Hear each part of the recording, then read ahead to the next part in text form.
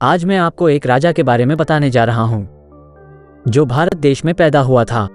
भारत जिसे हम कभी सोने की चिड़िया कहते थे, लेकिन अंग्रेज लोगों ने हमारा सारा सोना भारत से लुटकर अपने देश में ले गए। लेकिन अभी भी भारत के कई हिस्सों में प्राचीन समय का बहुत सा खजाना गड़ा हुआ है, जिसे चोरी हो जाने के डर से जमीन में गाड़ दिया जाता था और उनकी मौत के बाद वो सोना चांदी कहीं धरती के गर्भ में गड़ा रहता है।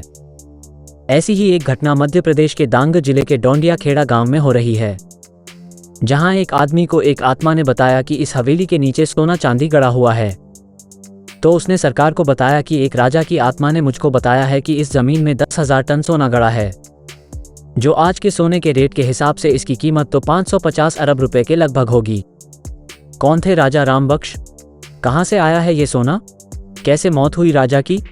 आइए इन सारे पहलुओं पर प्रकाश डालने के लिए इतिहासकार चंद्रकांत तिवारी के अनुसार क्रांतिकारी शूरवीर राजा ने सन 1857 की क्रांति के दौरान अंग्रेजों को जला दिया था।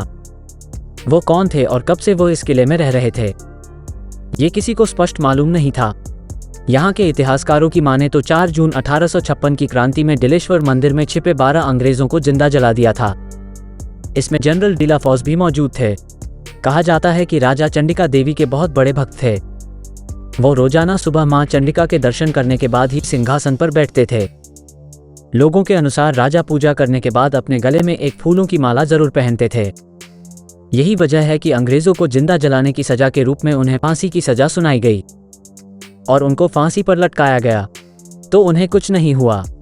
इस तरह 3 बार उनको फांसी दी गई, मगर राजा को कुछ नहीं हुआ।